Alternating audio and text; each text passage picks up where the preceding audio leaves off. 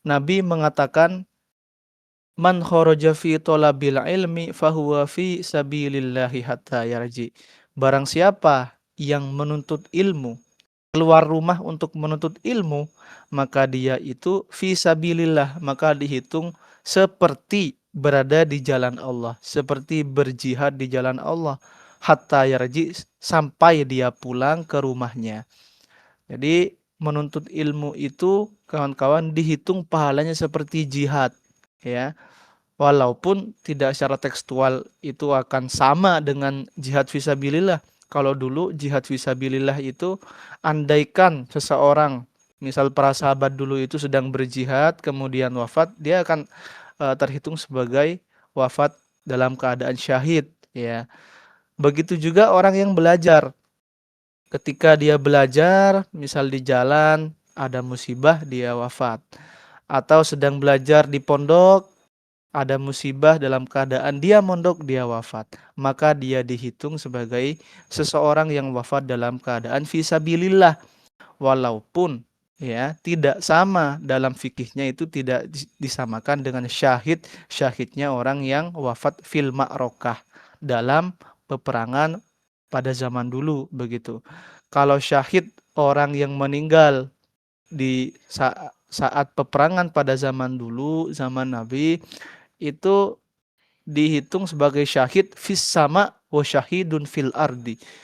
Di langit, ya, di kalangan malaikat, secara hukum juga dia dihitung sebagai syuhada, dan di bumi juga manusia itu menganggap dia wafat dalam keadaan syahid. Maka ketika seseorang wafat dalam keadaan syahidun fis sama atau syahidun fil ardi, maka dia itu beda perlakuannya dengan mayit yang lain. Dia itu tidak perlu dimandikan, ya. Cukup dikuburkan dengan pakaian yang ia pakai saat syahid, begitu. Dengan andaikan ada darah itu tidak perlu dimandikan, karena itu syahid artinya kan menjadi saksi. Saksi dia itu benar-benar wafat dalam keadaan berjuang di jalan Allah Subhanahu wa taala. Andaikan kita wafat dalam keadaan menuntut ilmu, itu ulama menyebutkan itu adalah syahidun fis samai, tapi tidak syahidun fil ardi, ya. Di langit kita dihitung syahid, ya, secara maknawi, ya, secara maknawi, ya, secara substansi itu syahid, tapi dalam hukum praktis itu tidak dihitung sebagai syahid. Maka orang yang wafat dalam keadaan meninggal, dalam keadaan menuntut ilmu, itu ya tetap perlakuannya seperti jenazah yang lain. Dimandikan, kemudian dikafani, kemudian disolati, begitu. Jadi Nabi mengatakan, man kharaja fi thalabil ilmi fahuwa fi sabilillah hatta yarji. Jadi kita walaupun ya melalui media online, mudah-mudahan usaha kita, kemudian seluruh apa yang kita korbankan dari waktu, misal dari materi yang kita belikan untuk kuota, itu menjadi sebab kita dihitung sebagai orang yang menuntut ilmu dan orang yang mendapatkan pahala berjuang di jalan Allah.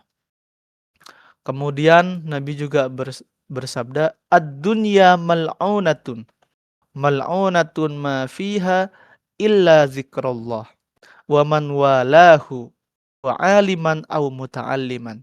Kata Nabi, dunia itu mal'unatun, dilaknat. Ya, ini tidak kita maknai secara tekstual, ya. Maksudnya dunia yang dimaksud di sini adalah hal-hal yang membuat kita itu cinta berlebih terhadap dunia, ya, sehingga membuat kita lupa terhadap Allah Subhanahu wa taala. Misal karena pekerjaan kita sampai lupa dengan kewajiban kita. Misal sholat sampai lupa, ya. Karena kita sudah terlena dengan kemewahan dunia, kita sampai lupa untuk berbuat baik kepada tetangga, kepada kaum du'afa, kepada kaum masakin dan lain sebagainya. Itu disebut ad-dunya mal'unatun. Dunia itu dibenci, ya, oleh Allah. Mal'unun ma fiha, seluruh yang berada dalam dunia itu juga dibenci. illa dzikrullahi ta'ala, kecuali hal-hal yang mampu, yang bisa membuat kita mengingat kepada Allah Subhanahu wa ta'ala. Salah satunya adalah ya ta'lim. Kita mengikuti kajian, mengikuti raudhah-raudhah, mengikuti apa ya, misal kegiatan dimanapun, kegiatan pembelajaran, itu tujuannya adalah zikrullah, untuk mengingat Allah.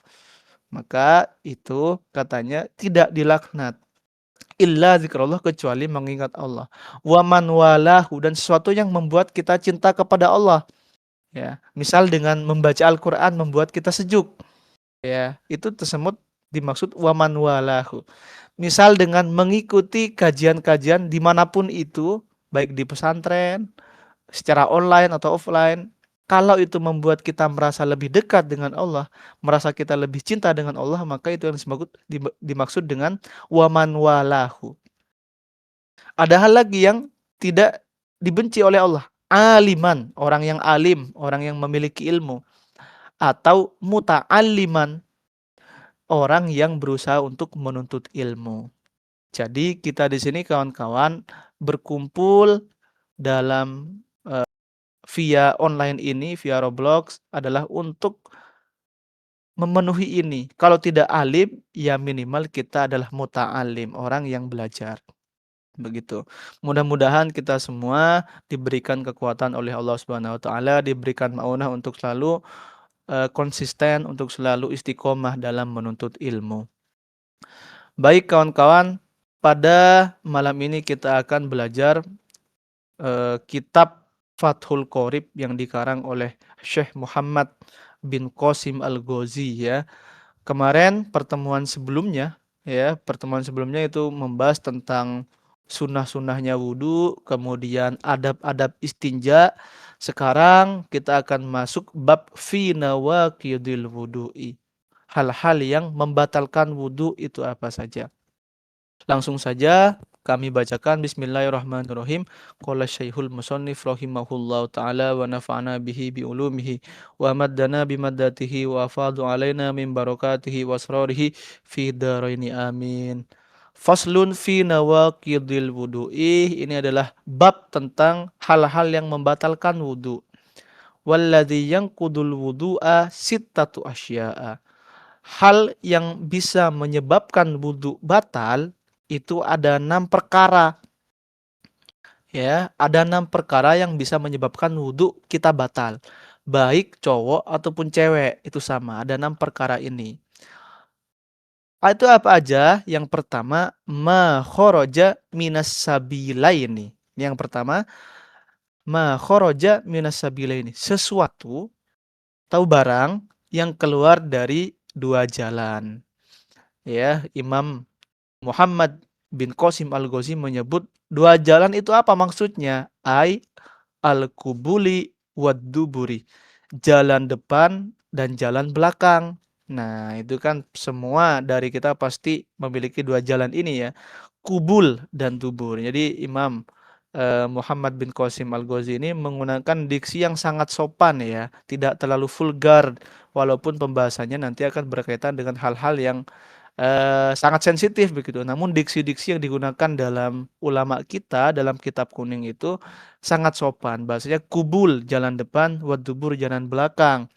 Begitu. Jalan depan apa? Contohnya ya misal air seni ya, kencing, misal dubur ya, misal kalau sedang BAB. Nah, kalau seseorang kencing misal atau BAB, itulah yang menyebabkan wudhunya itu batal gitu. Apakah yang keluar itu hal yang kaprah atau hal yang biasa seperti air kencing itu kan hal yang biasa ya, atau ketika BAB itu kan keluarnya biasa. Nah, hal yang biasa ataupun hal yang tidak biasa gitu. Seperti darah. Andaikan darah keluar dari kubul kita atau dubur kita, itu juga bisa menyebabkan batal wudhu. Atau di sini beliau mencontohkan hal yang walaupun itu tidak najis ya. Ada hal yang dikeluarkan dari 2 jalan itu tapi tidak najis. Contohnya kat ini kadudin katanya. Kadudin tuh seperti ulat ya, mohon maaf. Itu kan biasanya kalau andai hewan aja kalau dia itu buang kotoran, kadang di kotorannya ada ulat-ulatnya.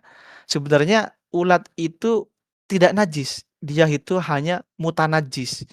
Ya, asal dari ulat itu tidak najis, tapi dia mutanajis. Apa perbedaan najis dengan mutanajis? Najis itu adalah barang yang memang asalnya sudah najis gitu. Seperti ya kotoran manusia, kotoran hewan itu asalnya sudah najis. Tapi ada yang disebut mutanajis. Mutanajis itu adalah barang yang sebenarnya suci, tapi karena bersentuhan dengan benda najis, maka dia disebut mutanajis. Karena mutanajis dia itu bisa disucikan, ya. Misal kalau kaki kita tersentuh kotoran ayam, itu mutanajis namanya. Caranya biar nggak najis, disucikan. Nah, gitu. Nah, bedakan antara najis dengan mutanajis. Anda di kotoran manusia, mohon maaf kalau Anda ada kawan-kawan yang sedang makan atau melakukan aktivitas lainnya, tapi bahasan ini menurut saya penting untuk dibahas. Andaikan ya kotoran manusia itu terdapat ulat. Nah, ulatnya itu mutanajis, ya, bukan najis. Andaikan dicuci, itu menjadi suci. Seperti juga kita tahu kopi luwak ya, kopi luwak yang asli. Itu kan dikonsumsi oleh luwaknya, biji kopi dimakan oleh luwaknya, kemudian dikeluarkan dari jalan belakangnya. Nah, itu sebenarnya tidak najis, ya. Itu mutanajis. Andaikan itu biji kopinya disucikan kembali, itu menjadi suci. Nah, itu bedakan antara najis dengan mutanajis. Nah, andaikan ada sesuatu yang aneh keluar dari dua jalan itu, maka itu juga membatalkan wudhu. Apakah benda itu suci, seperti ulat tadi, lain sebagainya, keluar batu misal, itu kan asalnya suci, gitu. Atau tidak suci, memang najis gitu. Itu membatalkan wudhu. Kecuali satu hal, ya. Kecuali satu hal yaitu mani. Illal mani ya. Kecuali mani al-kharija bihtilamin, yang keluar karena mimpi basah bagi laki-laki ya. Seorang laki-laki misal tanpa menyentuh jalan depannya, dia ketika tidur tiba-tiba keluar mani. Nah, itu tidak membatalkan wudhu. Karena mani itu ya memang dia apa? Menyebabkan hadas besar saja, tidak menyebabkan hadas kecil. Jadi bedakan antara hadas besar dan hadas kecil. Seseorang yang berhadas besar itu tidak otomatis dia berhadas kecil. Jadi dua hal ini berbeda, teman-teman. Ya, keluar mani itu ya berhadas besar. Orang yang berhadas besar itu tidak secara otomatis membuat dia berhadas kecil. Beda. Ya, gitu. Jadi kalau keluar mani ketika mimpi basah itu tidak batal wudhu, kecuali keluarnya memang disentuh ya dengan tangan, misal ya jalan depan kita disentuh dengan tangan, itu ya batal wudhu, karena nanti di pembahasan terakhir salah satunya adalah menyentuh kemaluan itu membatalkan wudhu, begitu. Itu yang pertama ya. Yang pertama yang membatalkan wudhu adalah sesuatu yang keluar dari dua jalan ya, jalan depan, jalan belakang, seperti kencing, seperti BAB dan sebagainya. Yang kedua, wan naumu ala ghairi hayatil mutamakkin. Tidur ya, tidur dan keadaannya itu tidak dalam keadaan duduk ya. Memang tidur terlentang misal. Nah, itu bisa membatalkan wudhu. Atau tidur miring. Nah, itu membatalkan wudhu. Atau dia tidur duduk tapi dia itu kepalanya disenderin ke meja. Nah, itu membatalkan wudhu. Tidur yang tidak membatalkan wudhu seperti apa? Nah, itu yang oleh ulama disebut dengan hayatul mutamakin. Duduk dengan tenang ya, dan tidak berpindah-pindah tempat. Misal bayangin kita lagi bersila, teman-teman, kita lagi bersila kemudian tertidur ketika duduk bersila itu, dan kepala kita tidak disenderkan ke lantai. gitu. Jadi tetap duduk, tapi memang tidur gitu, cuman merunduk saja. Nah, kalau duduknya tenang, tidak, doyong ke depan, tidak doyong ke belakang gitu kan. Kalau memang tetap seperti itu wudunya tidak batal gitu. Itu yang dimaksud dengan hayatil mutamakkin. Karena di hadis yang diriwayatkan oleh sahabat Anas bin Malik, ketika Nabi, sedang hendak ngimamin sholat, sholat duhur kalau tidak salah di hadisnya itu, Nabi itu ketika habis, ketika komat, Nabi itu tidak langsung menuju ke masjid katanya. Uqimat as-sholah, sholat udah diikomahin. Faja'ala Rasulullah yunajir rojula falam yazal yunajihi. Jadi Nabi itu masih berbisik-bisik ke seseorang gitu di luar masjid, entah ada urusan apa. Sampai-sampai sahabat itu nunggu di belakang gitu di dalam masjid, hatta na'asa ba'dul qaumi warokodu. Sampai sahabat yang di dalam itu ngantuk nungguin Nabi gitu. Nah, summa qamu fasallu walam yatawaddu. Ketika Nabi masuk, mereka itu tidak berwudu, mereka langsung berdiri kemudian langsung sholat katanya. Walam yatawaddu, dan mereka tidak sholat, tidak berwudu ya, maksudnya tidak berwudu. Nah, ini adalah dasar mengapa tidur duduk dalam keadaan tenang ya itu tidak membatalkan wudu. Tapi syaratnya tidak doyong-doyong. Kadang ada orang yang tidur duduk tapi kepalanya doyong ke depan, doyong ke belakang, itu sudah tidak hayatil mutamakin ya. Syaratnya itu juga kawan-kawan, ketika duduk usahakan pantat orang tersebut nempel ke lantai ya. Nempel ke lantai. Andaikan duduk ternyata di bawah, yang didudukin tuh bolong ternyata sehingga memungkinkan ada angin keluar, itu juga tidak bisa dikatakan hayatul mutamakin. Kenapa wudhu ini ya, kata ulama, ada yang berpendapat kenapa wudhu bisa membatalkan, kenapa duduk tidak membatalkan wudhu ya, tidur duduk tidak membatalkan wudhu. Karena gini, karena ketika tidur duduk itu tidak mungkin seorang itu mengeluarkan kentut gitu kan. Kalau duduknya emang benar ya. Makanya kalau orang duduk itu mau kentut pasti diangkat kan gitu. Karena itu tidak mungkin keluar kalau duduknya bagus gitu. Sedangkan orang yang tidur mungkin terlentang ya atau tidur miring dan sebagainya, itu memungkinkan dia mengeluarkan angin yang tidak ia sadari selama ia tidur. Begitu. Itulah penyebab kenapa tidur duduk itu tidak membatalkan wudhu. Yang ketiga adalah zawalul akli, hilangnya akal ya. Bisukrin, sebab mabuk, misalnya dia sengaja mabuk, itu batal wudhu orang mabuk. Atau marodin, atau sebab dia sakit. Contoh sakit yang menyebabkan hilang akal adalah epilepsi, teman-teman. Jadi ketika seorang mengalami epilepsi, dia kan tidak sadarkan diri kan.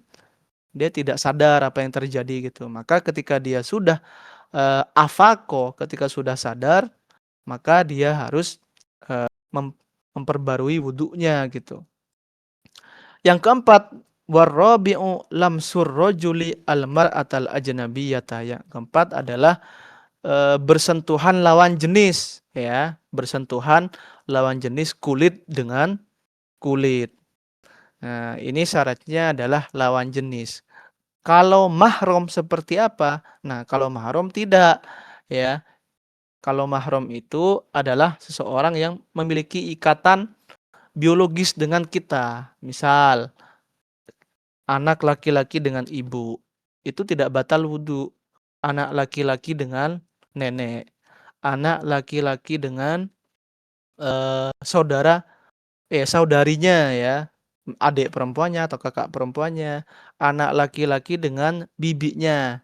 Nah, itu tidak batal wudhu. Namanya mahram. Ya, kawan-kawan, sering istilah yang kita dengarkan tiap hari itu berbeda ya. Bukan mahram tapi muhrim ya. Dalam bahasa Arab yang betul itu mahram.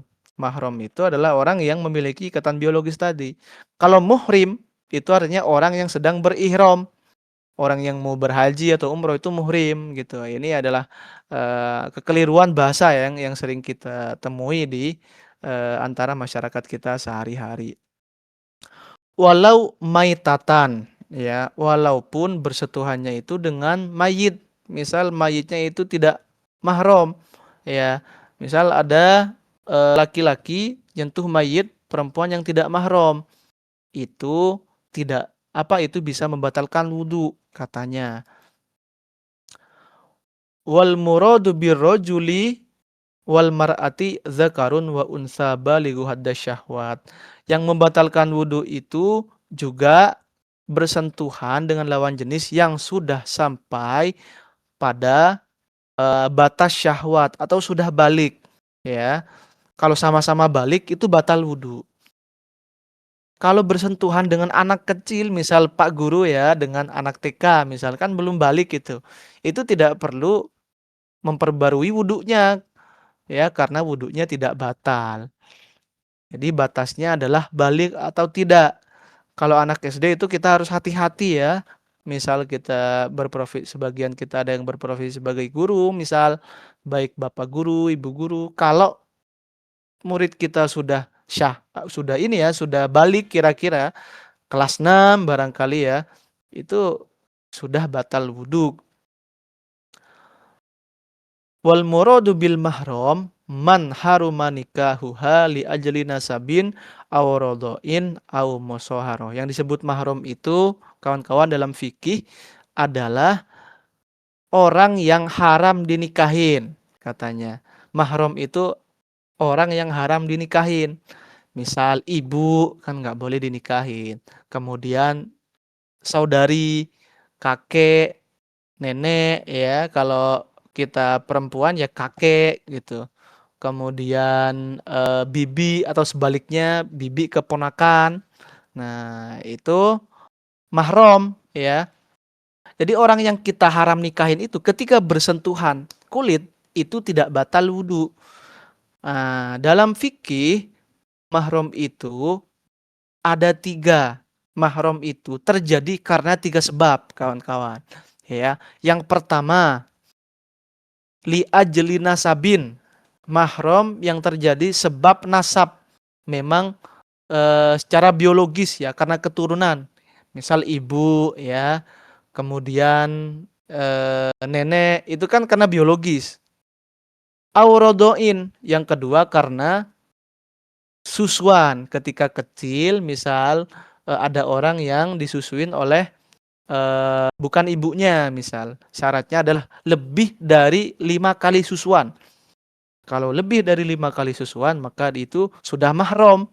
Tidak boleh, andaikan sudah gede harus dikasih tahu kamu dulu itu ya menyusu ke ibu ini, maka tidak boleh dia itu menikah dengan anaknya ibu ini karena itu saudara sepersusuan. Itu namanya mahram li ajri rodho. Yang pertama apa tadi? Nasab. Yang kedua mahram sebab sepersusuan. Yang ketiga sebab musoharoh, sebab pernikahan ya, sebab hubungan permantuan. Ya, hubungan permantuan ini kalau misal ada si A laki-laki nikah dengan si B perempuan misal. Nah, maka si laki-laki itu tidak boleh menikah dengan ibunya si perempuan atau dengan mertuanya, nggak boleh gitu. Itu haram katanya. Nah, karena tidak boleh dinikahin maka disebut mahram. Ketika bersentuhan tangan dengan mertua itu tidak batal wudhu. Nah, begitu kan teman. Jadi pembahasan mahram ini dalam fikih ada pembahasan yang lebih detail lagi.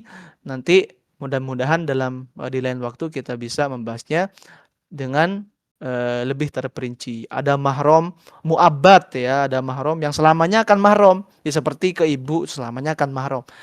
Ada yang mahram sementara gitu kan. Mahram sementara. Nah, itu bersifat sementara aja. Kalau ilatnya udah hilang nanti tidak mahram lagi. Ada yang seperti itu. Nanti ada di pembahasan yang lain kawan-kawan. Itulah. Kembali ke yang tadi. Jadi yang keempat itu bersentuhan lawan jenis ya yang tidak mahram, ya yang tidak mahram. Syaratnya apa tadi? Syaratnya sudah sama-sama balik. Andaikan ada penghalang, nah misal kain ya, misal itu ya tidak perlu wudu gitu. Karena yang dimaksud adalah mubasyarah. Mubasyarah itu kulit bersentuhan dengan kulit. Sedangkan yang ke lima wal khamisu wa huwa akhirun nawakid. Yang kelima itu massu farjil adami bibatilil kaffi. Jadi menyentuh kemaluan dengan telapak tangan. Yang dimaksud di sini adalah kemaluannya manusia ya, baik laki-laki atau perempuan, baik punyanya sendiri atau punyanya orang lain. Nah, itu yang harus dipahami teman-teman, bahwa situ adalah hal yang membatalkan wudu begitu. Menyentuhnya itu dengan bibatinil kafi, dengan ini eh apa ya? Telapak tangan bagian dalam. Ya, batinil kafi dalam fikih itu andaikan dua orang itu menggabungkan dua tangannya, semisal kayak orang mau bertepuk tangan, posisinya seperti itu, digabungkan, disentuhin, bagian yang tidak terlihat, ya, bagian yang menyentuh, yang saling menyentuh, itu namanya batinul kaffi.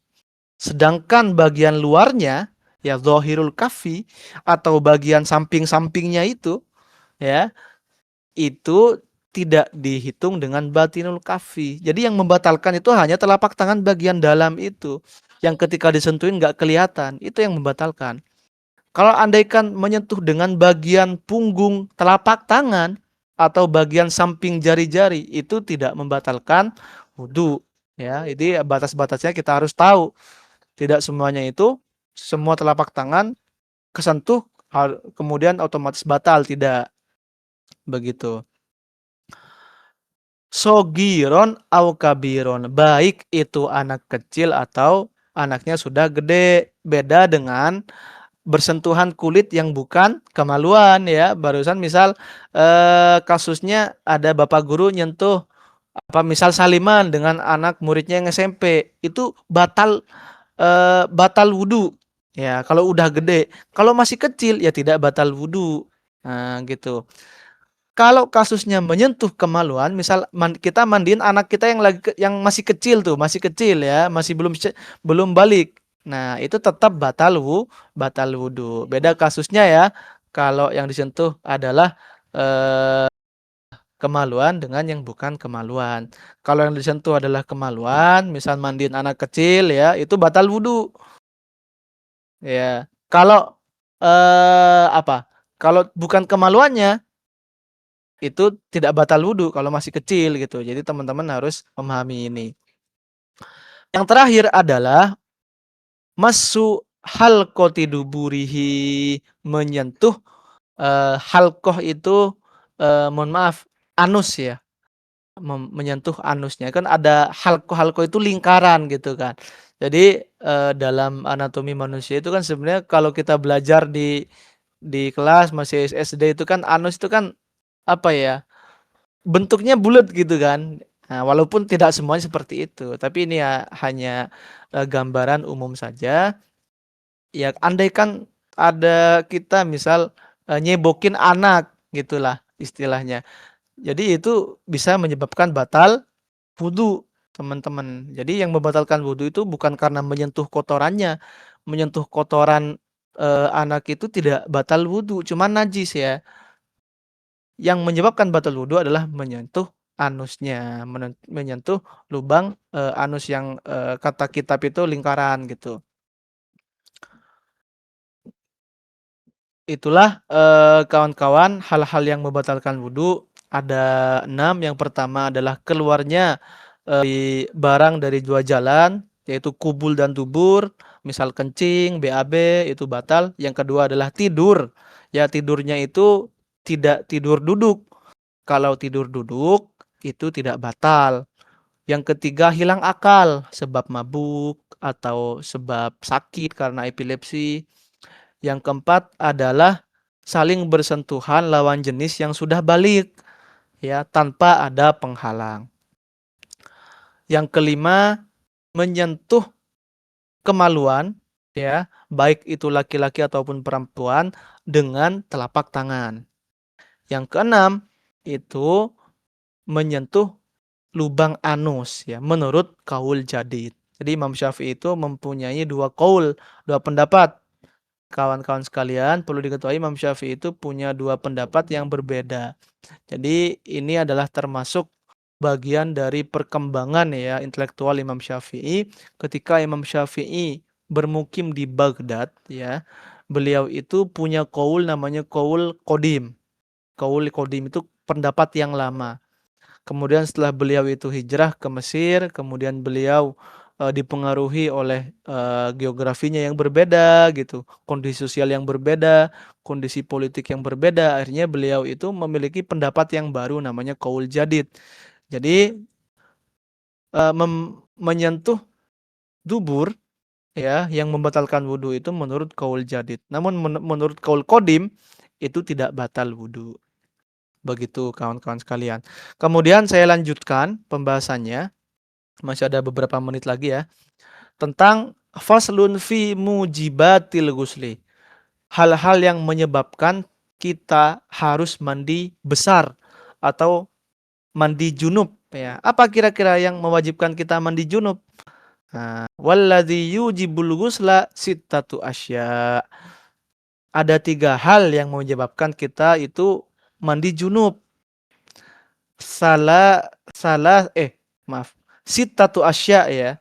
6 perkara, 6 perkara yang menyebabkan kita mandi junub.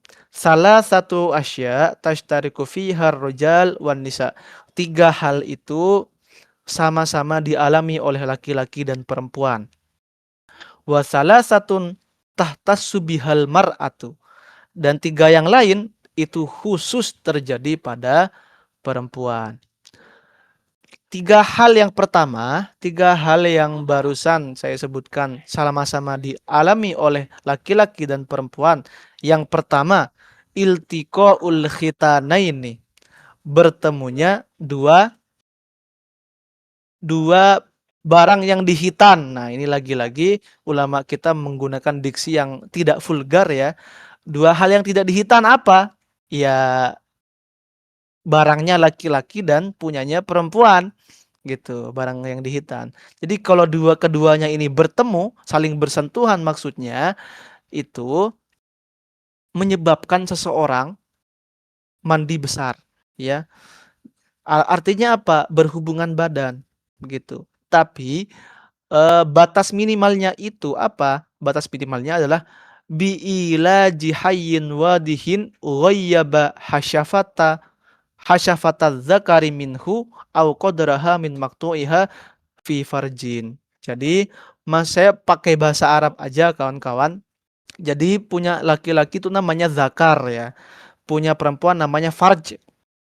Yang dimaksud dengan iltiqaul khitanaini, ya. Iltiqaul khitanaini itu adalah mungkin apa ya? Kejadiannya itu kontaknya lebih sedikit daripada berhubungan badan. Kalau berhubungan badan dalam fikih itu disebut dengan jima, itu kan memang zakar itu masuk seluruhnya ke dalam faraj. Namun iltiqaul khitanaini ini, ya, tidak masuk seluruhnya, ya. Zakar itu tidak masuk seluruhnya, namun dia itu dimaksud dengan iltiqa ketika dia itu hasyafahnya. Hasyafahnya itu apa, ya, bahasanya itu? Hasyafahnya itu dalam apa ya, membahasanya saya bingung. Hasyafah itu helmnya gitu kalau laki-laki. Ya, helmnya itu masuk. Nah, itu sudah dimaksud dengan iltiqa. Ya, mohon maaf ini agak menyentuh hal-hal yang sensitif teman-teman, tapi sangat penting dibahas karena ini berkaitan dengan fikih, ya, ilmu gitu. Ilmu ketika kita mungkin yang tidak bisa kita hindari gitu karena berkaitan dengan kehidupan sehari-hari kita yang sudah berkeluarga gitu. Jadi ketika hasyafahnya, ketika helmnya itu masuk, itu sudah dihitung dengan iltiqa walaupun belum 100% itu masuk. Nah, gitu. Disebut dengan iltiqaul khitanaini. Jadi ketika hasyafahnya masuk, maka dia itu otomatis sudah junub, wajib dia itu mandi besar. Nah, gitu. Ya, itu yang pertama, bertemunya dua barang yang dihitan. Batas minimalnya apa? Hasyafah masuk. Nah, itu gampangnya. Yang kedua, apa? Inzalul mani, keluarnya mani, baik laki-laki atau perempuan, baik disengaja atau tidak disengaja.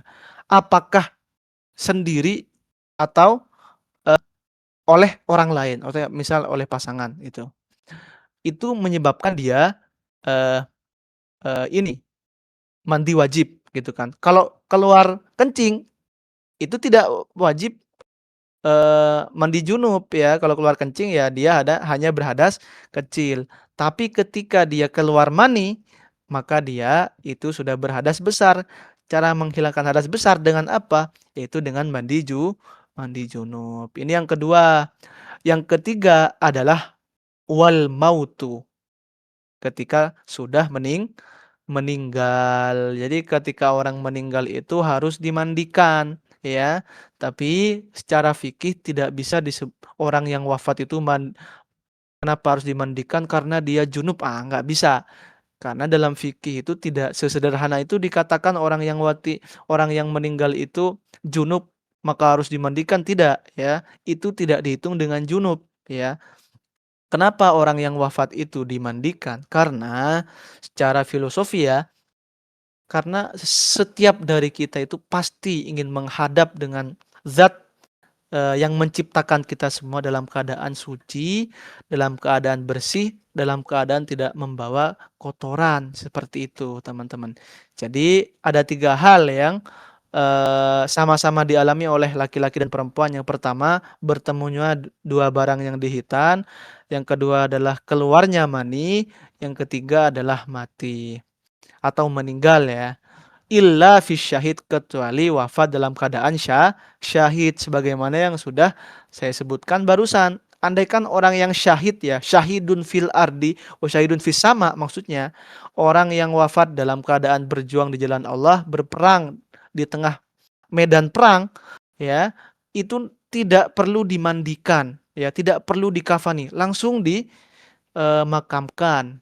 Karena itu akan menjadi saksi kalau orang ini adalah orang yang wafat dalam keadaan berjuang di jalan Allah Subhanahu wa taala, begitu. Jadi orang yang syahid yang seperti itu ada syarat-syaratnya juga, kawan-kawan.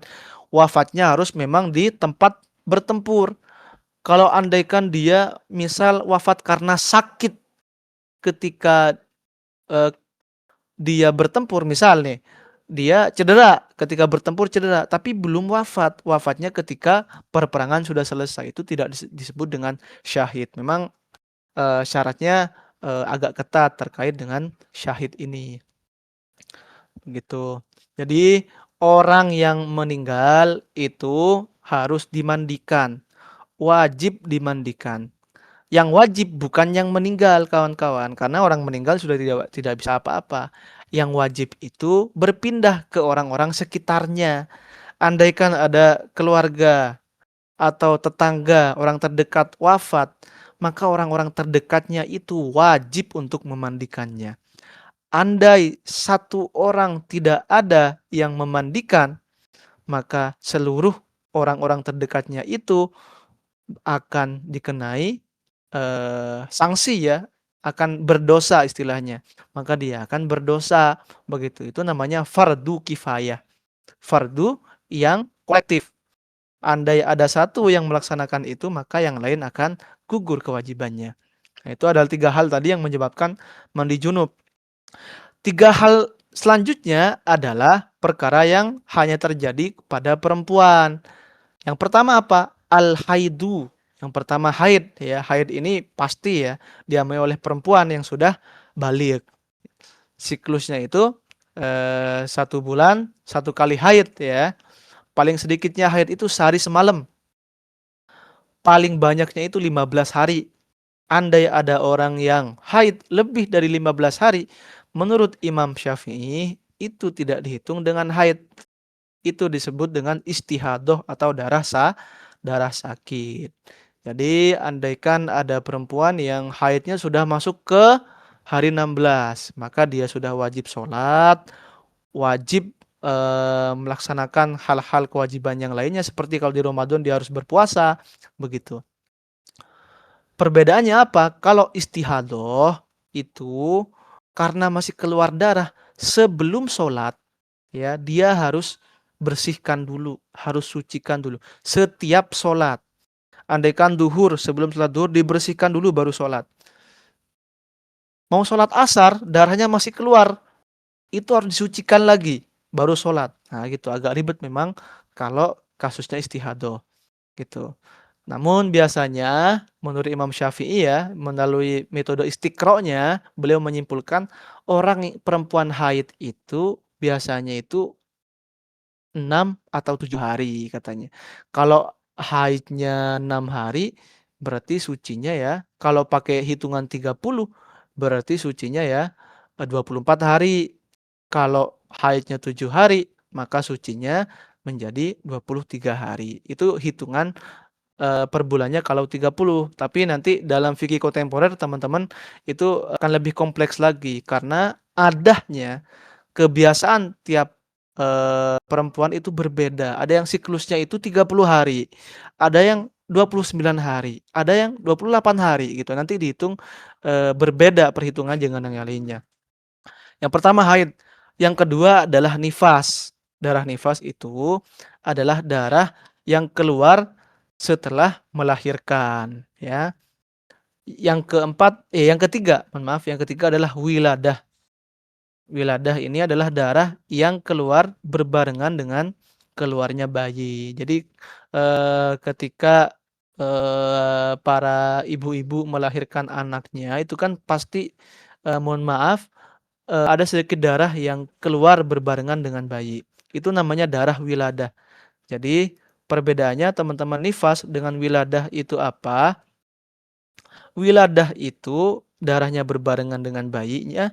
Kalau nifas itu darahnya keluar setelah proses melahirkan. Jadi bisa disimpulkan bahwa 6 hal yang mewajibkan seseorang mandi junub itu ada 6 ya. 3 sama-sama dialami laki-laki perempuan seperti yaitu tadi bertemunya dua alat yang dihitan, bertemunya dua kelamin ya. Yang kedua adalah keluar mani, yang ketiga adalah wafat. Sementara 3 yang lain yang khusus terjadi bagi perempuan yaitu berkaitan dengan darah ya. Darah haid, darah nifas, dan darah wiladah. Mungkin teman-teman panitia kurang lebih sudah 50 menit saya menyampaikan materi. Barangkali kita lanjutkan ke sesi tanya jawab dulu. Silakan kawan-kawan sekalian, barangkali ada hal yang muskil atau hal yang masih perlu kita perjelas lagi, silahkan di chat di map, kemudian dibacakan oleh moderator. Mungkin itu saja. Wassalamualaikum warahmatullahi wabarakatuh.